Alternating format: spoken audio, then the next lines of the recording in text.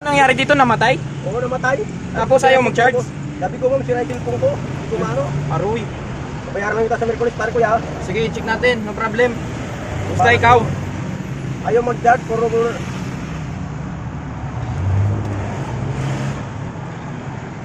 Ako nag-charge man. ganyan lang yan. Baka overdrain. Ha? 0.4 ampere. Ayaw mo. Balikan ko lang mamaya. Sige.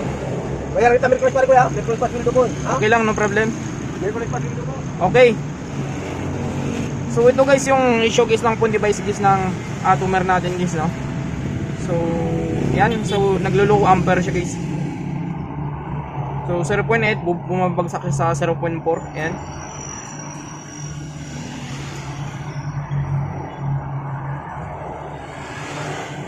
So antayin natin guys, no. So obserbahan muna natin.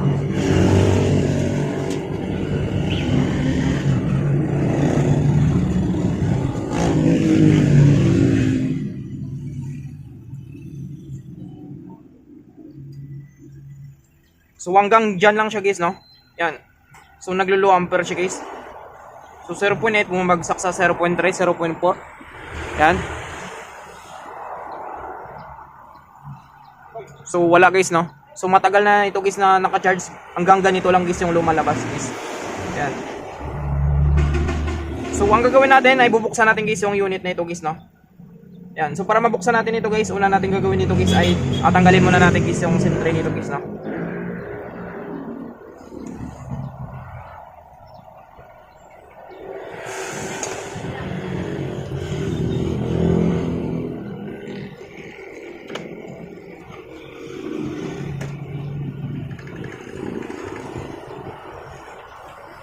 So para mabuksan natin guys ay dadaan tayo dito guys sa cover niya guys, no? Hindi tayo pwede maka direct guys kasi nga meron siyang bolts dito guys sa loob guys. Yan.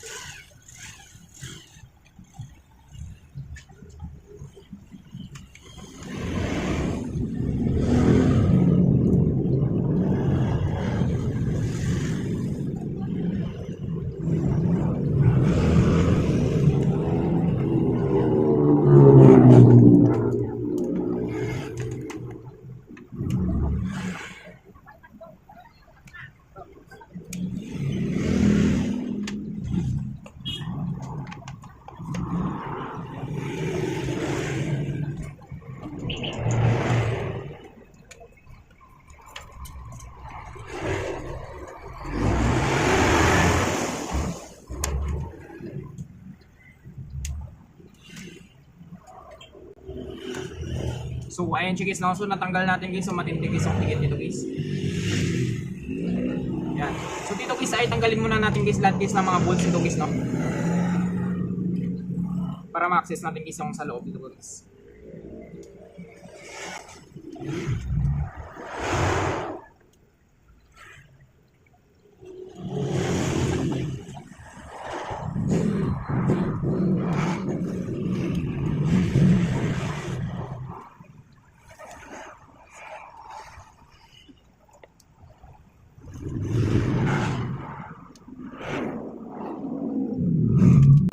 So ayan siya guys, no. So natanggal natin guys lahat guys ng mga bolts nito guys. So dito guys para mabuksan natin ito guys, pwede kayong gumamit guys ng pang-opening close guys, no. So sa akin guys ay kukulang guys yung gagamitin ko dito guys.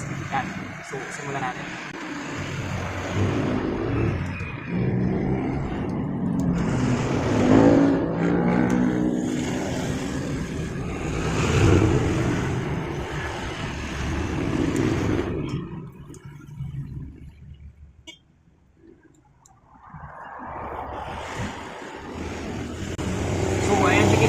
So nabuksan natin guys yung unit nito guys. So kung makita nyo dito guys ay hindi naman guys natanggal guys yung EPC connector guys ng battery nito guys, no, or yung tinatawag natin guys na flexible printed circuit nito guys. Yan. So dito guys, ang una natin gagawin dito ay check muna natin guys yung ano nito guys, no? Check muna natin dito guys yung terminal dito guys. Yan. Yan. So dito guys okay naman guys yung terminal nito guys, no, at yung EPC nito guys. Yung EPC connector guys ng phone device nito guys. Yan. So balik natin guys, subukan natin kapag ganun pa rin guys yung issue guys, kahit matagal na guys ay yung lumalabas guys yung charging logo lang guys yung lumalabas guys na red guys, no. Yan. So parang ano siya guys, overdrain kapag ganun. So subukan natin, possible guys na meron ng short, or possible rin guys na meron ng short dito guys sa flex niya guys, no. Yan, subukan natin guys, i-charge natin ulit. Yan, so ganun pa rin guys yung lumalabas guys, no. Yan, so ganun pa rin guys yung lumalabas guys.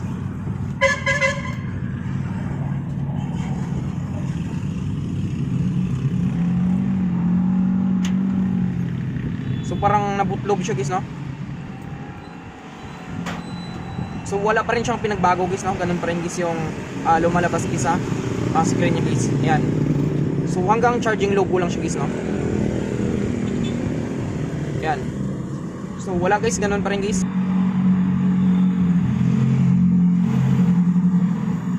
Iangat muna natin guys yung motherboard guys ng phone device nito guys, no. So subukan natin. Tanggalin muna natin to guys.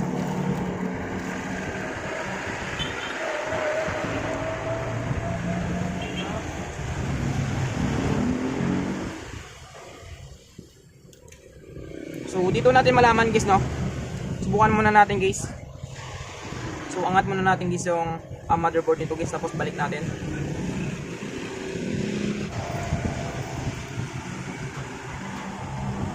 Yan, so subukan natin ulit guys.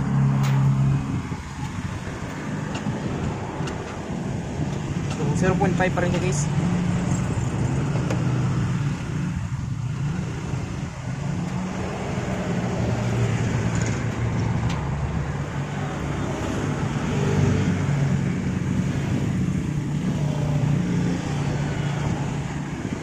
So overdrain nito guys yung unit nito guys. Subukan muna natin guys i-activate dito guys yung battery nito guys, no.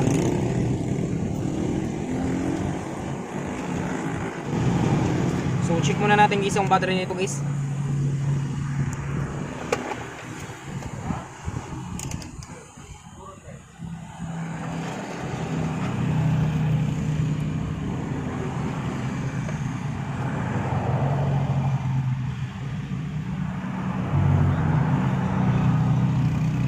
So ayan siya guys, no. So yung rating niya dito guys ay 3.1. So possible guys na drain guys yung battery nito guys, no. Yan, so kung makita nyo guys, so 3.1. Yan, so ang gagawin natin dito guys ay i-activate muna natin guys yung battery nito para malaman natin guys.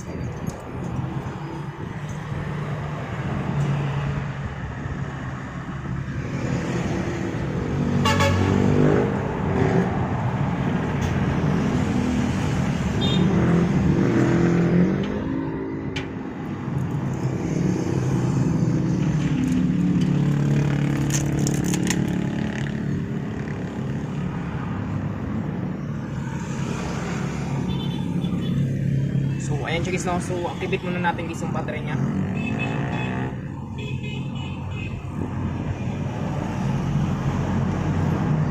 So ayan siya guys, no. So normal naman guys yung battery niya guys.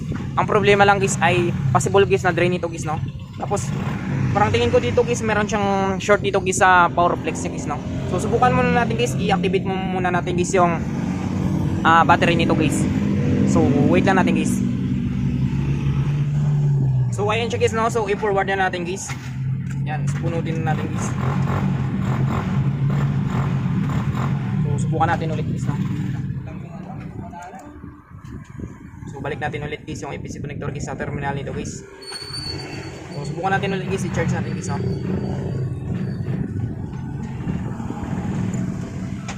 Subukan natin guys yung result nito guys. Yan. So lumabas na guys yung charging logo niya guys na white guys, no. So kanina guys ay kumikislap lang siya guys. So ngayon guys ay okay na siya guys, no. Yan, so kung makita nyo guys. So ang nangyari dito guys sa unit na ito guys, na overdrain guys yung battery nito guys, no. So dapat guys mag-charge siya guys ng 1% guys, no. Maging normal siya guys. Yan. So kung makita nyo guys ay nagkaroon guys ng recovery mode guys, no? So ibig sabihin guys yung issue guys ng phone device nito guys ay overdrain, tsaka yung meron siyang short dito guys sa power flex niya guys, no? Yan. So kung makita nyo guys pumunta siya guys sa recovery mode guys kahit hindi natin pinunta guys sa recovery mode guys, no? So possible guys lang dito guys yung issue guys, no, sa power flex at yung battery nito guys overdrain. Yan. So pumunta siya guys sa recovery mode guys. So ang gagawin natin ay tatanggalin natin dito guys. Yan. So natin check natin dito guys yung buto nito guys, no.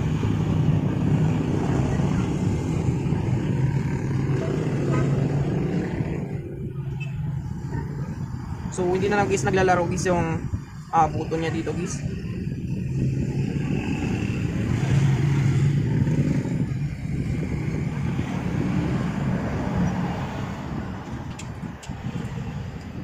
So dito guys, subukan natin ito dito guys sa power flexing guys, no. So tanggalin muna natin ito guys.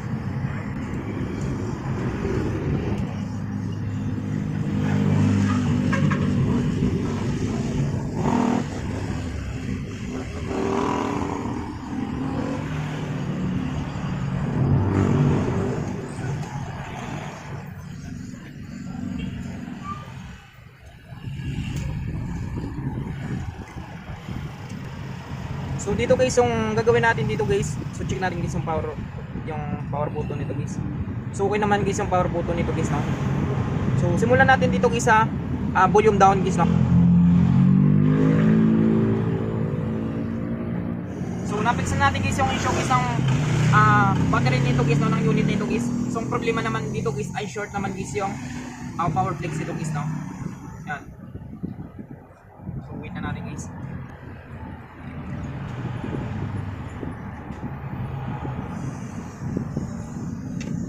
So dito guys ay injikan muna natin to guys. Subukan natin palitan nito guys ng buto nito guys, no. Ito guys yung volume down na ito guys.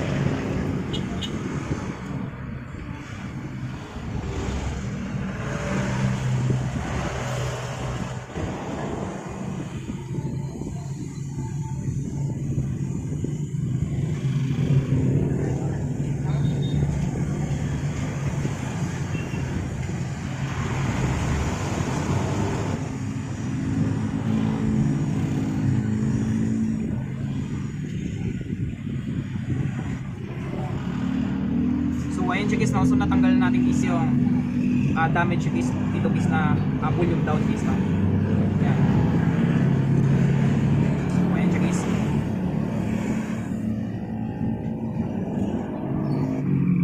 So test muna natin guys yung connection nito guys, no?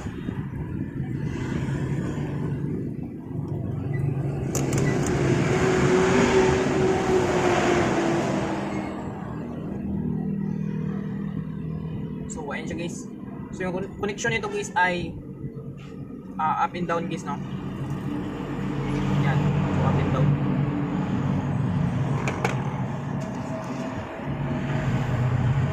So dito guys ay papalitan natin guys ng bagong buto nito guys, no. So ito guys. Yan. So palitan natin yan siya guys. Subukan natin. Inangan muna natin guys, no, para madali siya kumapit guys.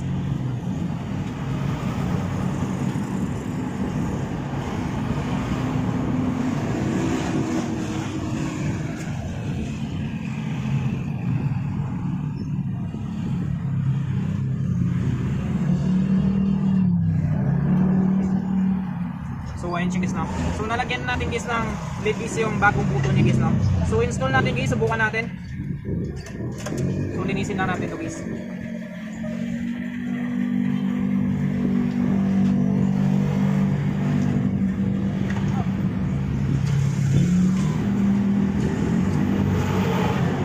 So ayan siya guys. So natin guys, install natin guys yung bagong buto niya guys, no. So na-fix na rin kasi natin guys yung ano nito guys, yung battery niya. Sunod naman guys yung recovery mode guys, no. So possible guys nandito guys yung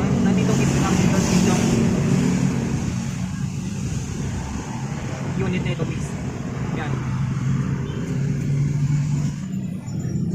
muna natin to guys, no, para kumapit siya guys. So hinanginan natin to guys. Yan. So sa kabila guys.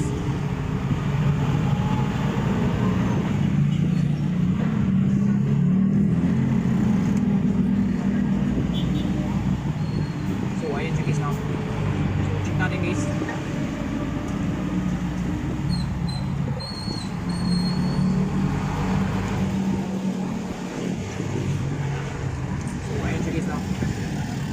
So okay na yun siya guys. Subukan natin guys. So matibay na rin siya guys, no. Yan. So maganda guys yung laro niya guys, no. So subukan natin. Check natin guys. Balik natin.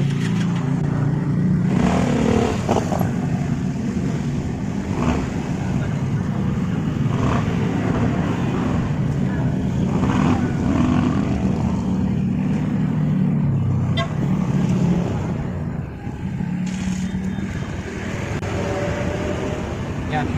So subukan natin guys ng kapag magkaroon pa rin siya guys ng recovery mode guys.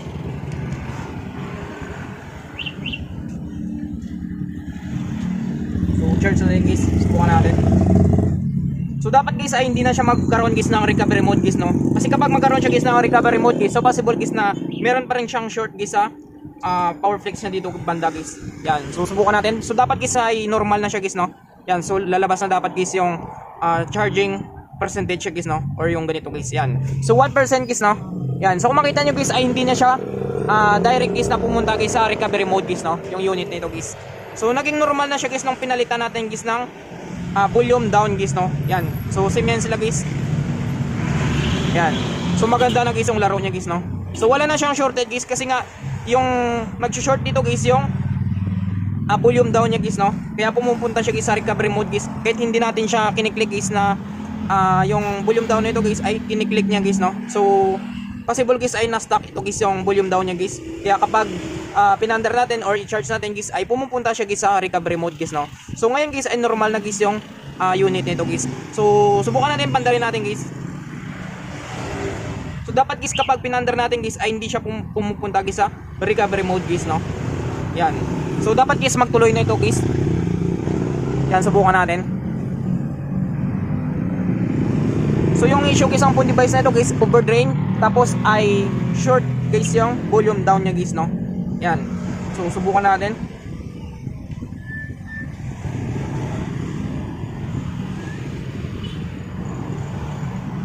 Check natin guys, no, kapag magtuloy siya guys sa menu niya guys.